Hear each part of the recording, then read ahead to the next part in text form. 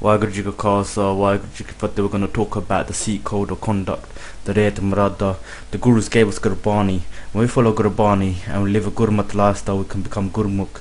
When we're Gurmukh, with Guruji's Kirpa, we can get Chardikala and we can become to a Brahmgyani stage. But that's only 1 in a million person. But as long as with Gurbani, the Gurus also gave us the Rehat Marada. I'm going to go through like a basic Rehat Marada. When you take Amrit, the Panch Pyare tell you this basic Rehat Marada, you get me? So the first things the Panch Pyare give us is the Mool Mantar. The Mool Mantar is known as the root formula of Sikhi. The whole of Guru Granth Sahib Ji Maharaj is based upon describing or breaking down the Mool Mantar. The Mool Mantar goes from like this, yeah. Ekonka Satanam Garta Purkh Nirpo Nirve Akal Murit Ajuni Seban Gur Prasad Jap Ad Sach Ka Sach Hai Bhi Sach Nanak Hosi Bhi Sach. Then the Panch Pyare tell you the Gur Mantar. The Gur Mantar is the repetition of Waheguru, Waheguru, Waheguru, Waheguru, Waheguru, Waheguru. The Sikhs told us to do this in Simran Amrit Vela or during the whole day while he's doing his or her tasks. The Guru Mantra purifies the soul and mind and helps one's soul join back with the Supreme Soul. The recitation of the Guru Mantra burns sins and gets rid of ego. So the Guru Mantra, when you jap Guru Mantra, you jap an arm, it's an arm abhyas. The more you jap, the better, the purer your mind becomes. Because in this day and age of Kaljog, there's so much negative thoughts. Our mind's always wandering into evil, dark energies. So Maharaj just gave us the Guru Mantra, Mool Mantra. Maharaj also gave us Nityanem. Nityanem is compulsory daily prayers. We must do these prayers daily. When we do these prayers daily, it sets up a defense mechanism against the attacks of Kaljog, against the dark negative energies that we have in us, you get me?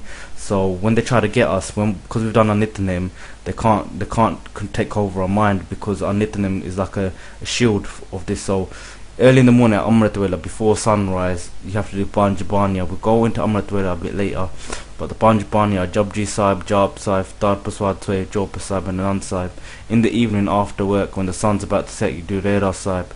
And before you go to sleep, you do Rakhya de Shabbat and Kirtan Saholla. That's Nityanem. Then the Panch Pyare tell you the Bajrakrita, the 4 cardinal sins. So if one breaks any of these promises and makes to the Guru, then one has to seek Amrit again and take the Guru's blessings again. So one of the cardinal sins is to use drugs for intoxication. The Gurus encouraged a healthy, active and healthy lifestyle which keeps the body and mind in good condition. Drug makes one lose their senses and weakens the body and causes mental diseases and physical diseases. Get me? The eating of meat. This includes all flesh like fish, eggs and animals. Guru Haraji opened hospitals for injured animals.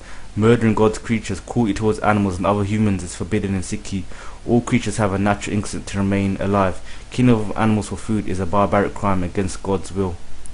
Adultery. A Sikh is not allowed to have sexual relations out of marriage. A Sikh must have morals and commit a marriage ceremony in front of Sri Guru Granth Sahib Ji before having a sexual relation with anybody. Unshown here, a Sikh believes that Lord is perfect creator and created hair for a purpose. So for a Sikh, cutting their hair is devil-like. The hair on a Sikh's head is to be covered with a dastar. And what else also the Panch Pyare tell you is that after this day, when you join the family of the Khalsa, Guru Gobind Singh is your dad, Mata Sahib Kaur is your mum, yeah, and Sri Guru Granth Sahib Ji is the Guru forever, ever, yeah. So when Guru Gobind Singh Ji left for Sachkhand, he bowed down to Sri Guru Granth Sahib Ji and put the lie of Guru Nanak in Guru Granth Sahib Ji and recited the following Dora.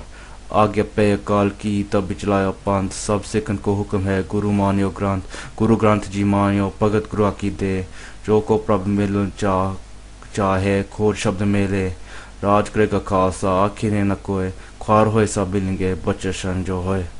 So translated, that means under the orders of the immortal being, the Panth was created. All Sikhs are to accept the Granth as the Guru, consider the Guru Granth as the embodiment of the Gurus. Those who want to meet God can find God through the Guru's hymns. The Khalsa shall rule, and his opponents shall be no more.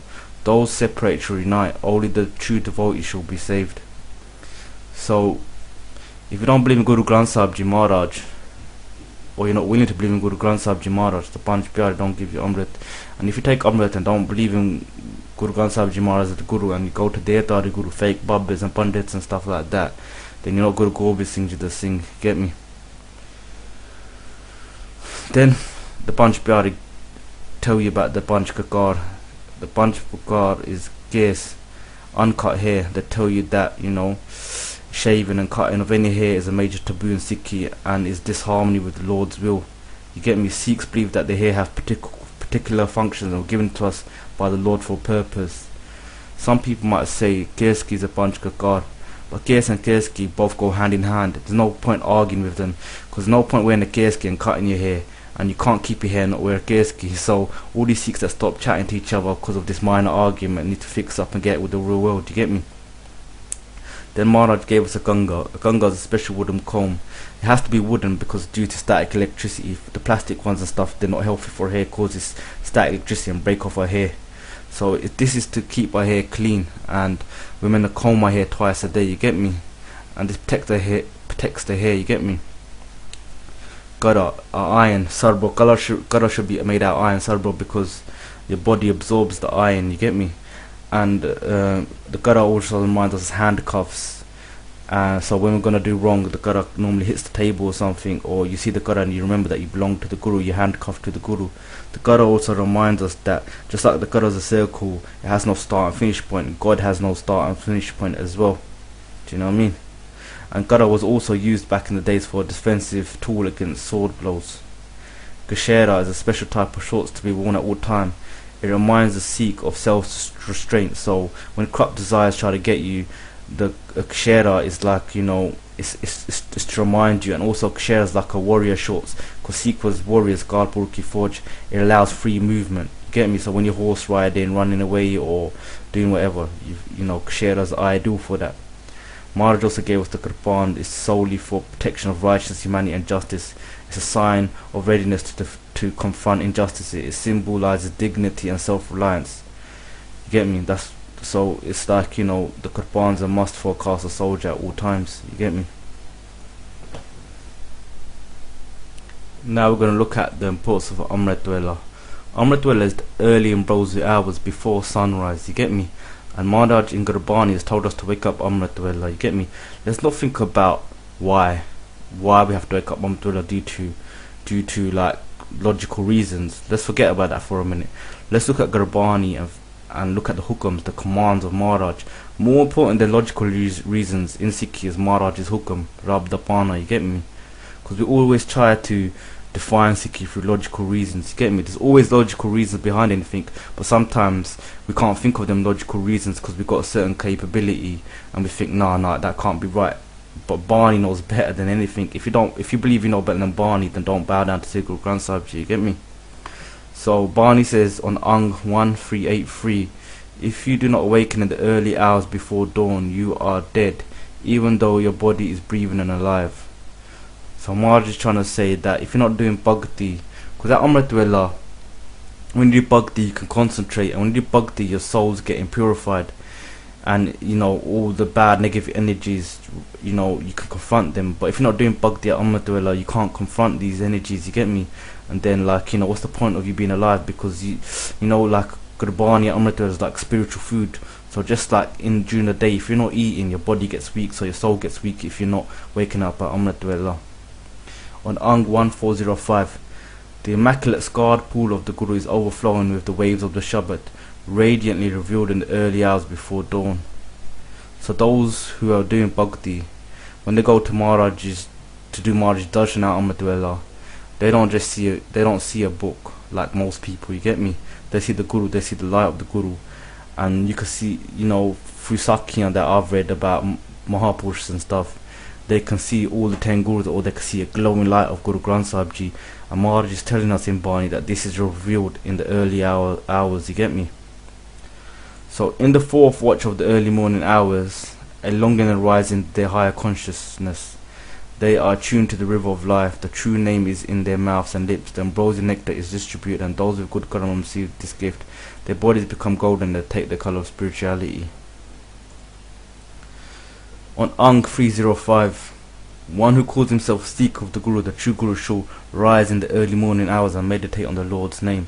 Upon arising early in the morning, he is to bath and cleanse himself in the pool of nectar. The pool of nectar being Gurbani. Following the instructions of the Guru, he is to chant the name of the Lord Har Har. All sins, misdeeds and negativity shall be erased. Then at the rising of the sun, he is to sing Gurbani. Whether sitting down or standing up, he is to meditate on the Lord's name. One who meditates on my Lord Har Har with every breath and every morsel of food, that Guru Sikhs become pleasing to the Guru's mind. That person unto whom my Lord and Master is kind and compassionate, upon that Guru Sikh the Guru's teachings are bestowed. Servant Nanak begs for the dust of the feet of that Guru Sikh who himself chants the name and inspires others to chant the name. So when you wake up Amritwala, you do Ishnan, you brush your teeth, and then you clean your soul after you've cleaned your body, you get me? On Ang 456, Maharaj says, chant the Naam, the name of the Lord of the universe, don't be lazy. Meet with the Sad Sangha at the coming of the holy, you shall not have to go to the seat of death. Pain, trouble and fear will not afflict you. Meditate on the Naam, a lasting peace is found. With each and every breath worship the Lord in adoration. Meditate on the Lord God in your own mind and with your mouth. O kind compassionate Lord, O treasure of sublime essence, treasure of excellence, please link me to your service. Praise Nanak. May I meditate on the Lord's lotus feet and not be lazy in chanting the Naam, the name of the Lord of the universe. Get me? So sleep is a killer, man. Like me personally, I find it really hard to wake up. Sometimes I can't wake up, but I'm a Basharam, you get me? But Barney's telling us to wake up. It's because of our weaknesses we don't wake up, because of laziness or whatever it is. God jokes just getting the better of us, innit? But a true Guru Sikh wakes up, takes a bath and does their nitnem and stuff like that. The importance of gas in Sikhi is really important. Sri Guru Gobind Singh Ji said that the stamp of Sikhi is gas. So you know what I mean, that includes all bodily hair, you know what I mean? So, and the hair on the head is like covered by the star known as the spiritual crown. Get me? The star along with the rest of the Sikh dress gives the Sikh a unique identity, which allows them to be spoiled out of the crowd. Thus the star keeps the hair clean from dust and organises the hair in a respectful manner. Get me? And if you look at the Sikh code of conduct, the Rehat Murada, it shows you how important gas and the star are for us, you get me? So we're looking at Rehat Nama, yeah? He who has a Sikh places a hat on their head will be reborn 7 times as a leaper. So Maharaj has given us the dastar as a unique identity. Hats were worn by some Muslims and Hindus of the time. So it's really disrespectful when we go with a cap or a baseball hat into Maharaj's darbar, you get me? Because hats has got nothing to do with Sikhs. Great disrespect, you get me? Those who walk outside, eat or distribute food without their head covered will be punished severely, you get me? So you know what I mean, it's, the respect for the guest is at utmost, you get me? We should respect our guests, you get me? Because we shouldn't allow it to get dusty and stuff. So you know what I mean, that's why Maharaj shows a lot of respect for guests. Comb your hair twice a day and retire your turban each time you wear it.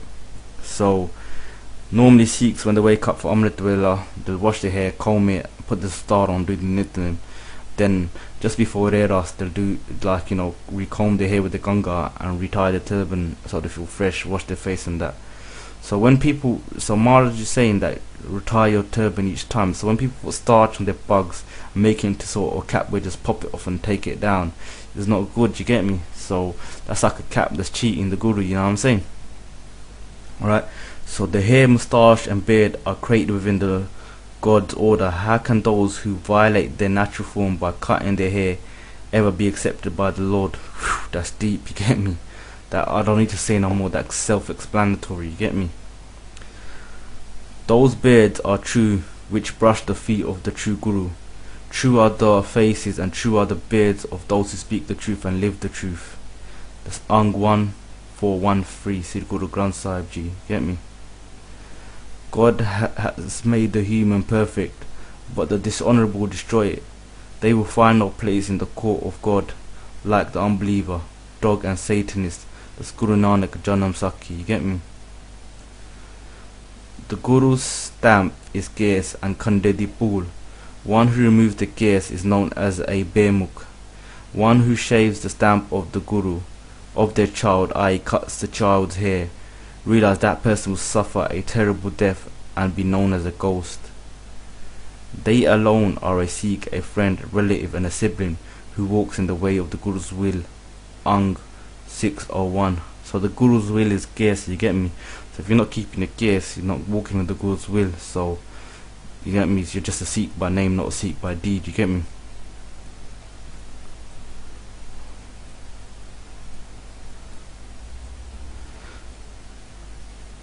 If you look at this picture, you see Shahid Bhai Daru Singh.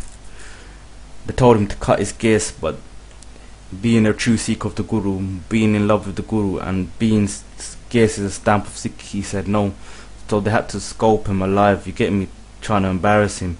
But as they tried to cut Bhai Sahib's hair, the hair turned like iron, they couldn't cut it, so that's why they just took his scalp off, you get me.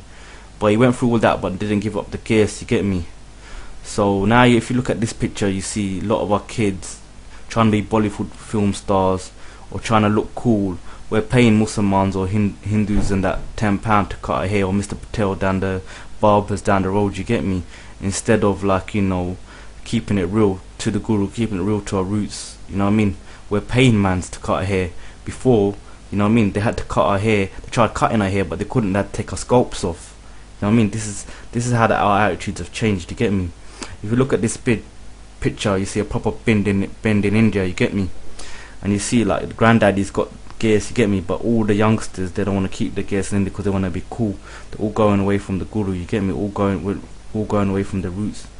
If you look at this picture, you see on the left Shahid Bhai Surinder Singh Sodhi, you get me, a true Khalsa warrior who kept his gas to the end, you get me.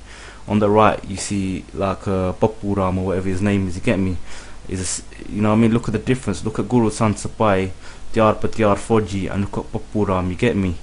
Look at the difference, man. You could tell Surinder Singh Sodhi is a sher. Next man looks like a sheep, you get me. So I don't know why people think keeping your gas is uncool. Look at next man keeping his gas, and look at next man who's not keeping his gas, you know what I'm saying.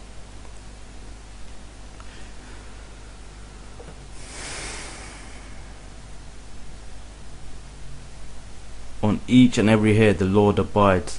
Ang 344 Siddhi Guru Granth Sahib Ji Maharaj.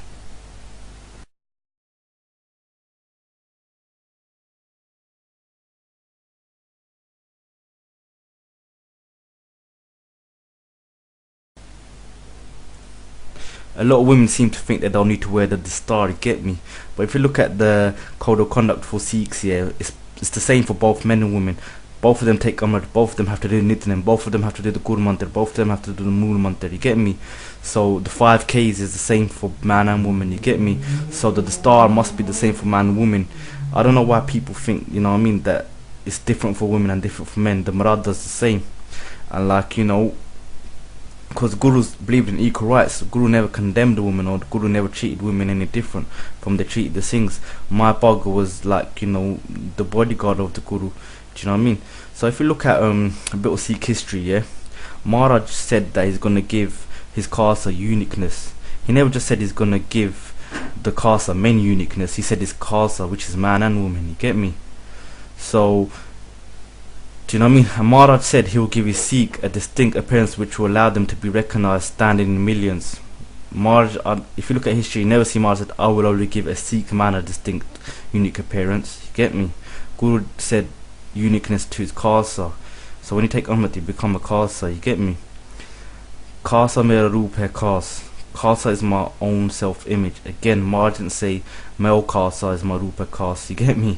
Maharaj said Khalsa. So if you're going to take Amrit, the star is a must, you get me? Rehat's really important. Without Rehat, you can't really be a true devotee of the Guru, you get me? In a Shabbat by Sri Guru Gobind Singh Ji Sarva Granth, Maharaj says, Re nirei soi Sikh mera, o sahib mein uska chehra. You get me? Translate the rest of the Shabbat, yeah? It says, they are a true Sikh who follows the discipline teachings. They are my master, I am their slave.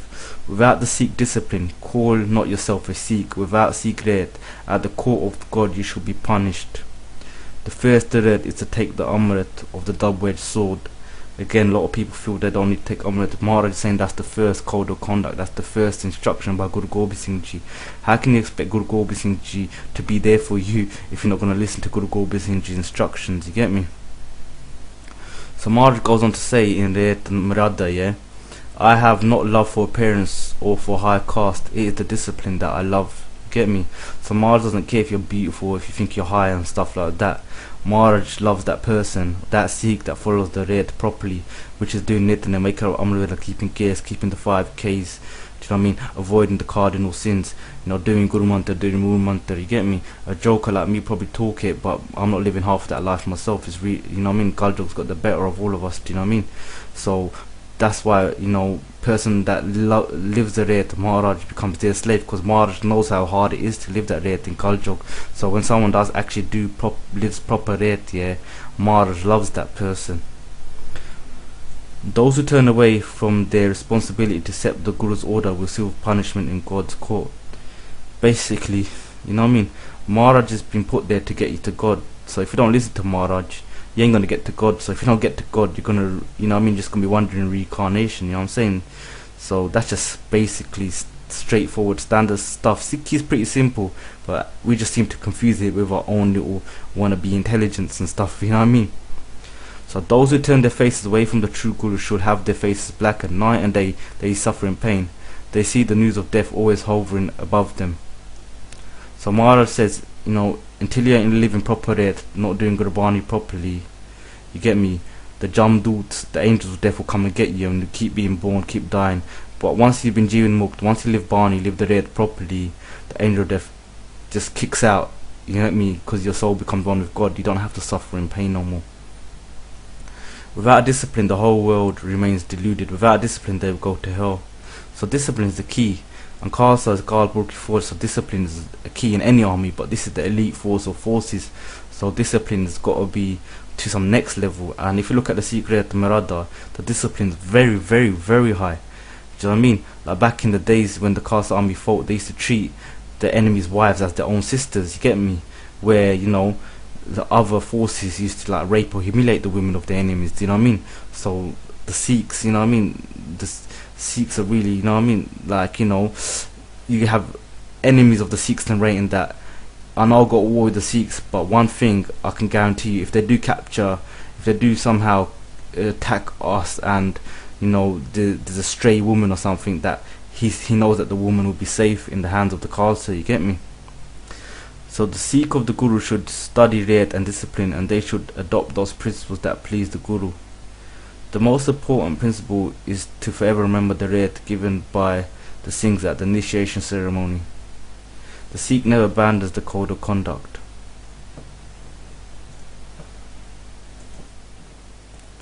Sikhi and Shastras forms a big part of our Rehat, you know what I mean? Shastras are embedded into the Sikh culture, the Sikh way of life. We're going to look at what a Shastra is for a Sikh and how Shastras got involved into Sikhi. Again, Sri Guru Arjan Dev Ji was told to give up Sikhi, but Sri Guru Arjan Dev Ji chose to die believing in his principles instead of giving up his principles. So Sri Guru Arjan Dev Ji was tortured, put on a hot boiling plate, hot sand was poured over him. The evil enemies of the Sikhs didn't have no remorse, didn't feel no compassion, you get me, that they were killing an innocent, peaceful being, you get me? So when Guru Har Gobind came, the Guru after Guru Arjan Dev Ji, he knew that he had to protect ourselves, we had to survive, you get me? It was survival instinct. So instead of wearing the mala, he said to Baba Buddha Ji, get me 2 karpana, the medium piri karpana, you get me? And you know, Sikhs were told to be armed up, Sikhs were told to be soldiers, defend their right, stand their ground. So here you can see a bit of weapons of Sri Guru Har Gobind Ji, sharp, ready to use, ready to go, you know what I mean, do or die. Guru Tegh Bahadur Ji got shaheed, he was beheaded. Then Guru Gobind Singh Ji, this is when he created the KHALSA army. And you can't be an army without Shastra, you get me? That's why Shastras are so important, you know what I mean? Army has to be armed, it's common sense, you know what I mean? Maharaj says, the Lord has sent me into this world for the purpose of spreading dharam, righteousness everywhere, and to destroy the evildoer. Know this, holy men, I have come solely for the purpose of establishing dharam, protecting the saints and completely uprooting the wicked. How you gonna uproot anything if you ain't got a Shastra, you know what I mean? So you can see like the guns and swords of Sri Guru Gobind Singh Ji. The Khanda, our national symbol, is made out of Shastra. That's how important Shastra are, that a lot of people, you know what I mean, they don't like Shastra, or when they go to the Heathrow airport and they see a Gora with guns, they don't mind, you get me? They're like, oh, they feel safe, or they don't think nothing about it. But if a Singh was had a gun and was protecting Gurdwara, they'd probably G him up and phone the police, you get me? So this is the mentality of our people, you get me? You know what I mean? Like, you get me? I don't know, man. Some Sikhs are a martial race, innit? We've got a martial tradition and stuff, yeah? But Sikhs hate Shastar, you know what I mean? But yet you don't mind Mr. John Smith and the Shastar in Heathrow Airport, but you'd screw if a Singh protected the Gurdwara with a Shastar, you get me? So Maharaj said, you get, when all other methods in resolving an affair or problem fail, it is just and poised to take the sword. Do not be rash in striking your sword on helpless innocent beings, otherwise the providence will shed your blood. There you can see Tyar Patyal Singh, Khalsa, Kalpur Ki Fauji. That's Shahid Bhai Avtar Singh Brahma, Shastari Sikh, who died while defending the honour of the Sikh nation against the evil regime of Indira Gandhi. Indira Gandhi attacked Sikhs, you get me? Indira Gandhi hated the image of Sikhi, hated Sri Guru Granth Sahib Ji Maharaj. Women were raped and stuff, and you know, like our history, Sikhs have always defended Sikhi. A real Sikh has always defended Sikhi, and you could tell if you look at Bhai Sahib's eyes, you know it weren't a game, you know it was do or die at the moment, you get me? Sword that smith in a flash, that scatters the armies of the wicked in the great battlefield. Thou art the symbol of the brave. Thine arm is irresistible, thy brightness shine forth, thy blaze of thy splendour dazzling like the sun. Sword, thou art the protector of the saints, thou art the scourge of the wicked, scatterer of sinners. I take refuge in thee. Victory to thee, sword, the saviour and sustainer. Victory to the sword, supreme sword. That's by Guru Gobind Singh Ji, Natak, you get me? Maharaj is like kind of written a love poetry, a love note to the Gurban, you get me? That's how important the Gurban is for Sikhs, you get me? Waheguru Ji Ka Khalsa, Waheguru Ji Ki Fateh.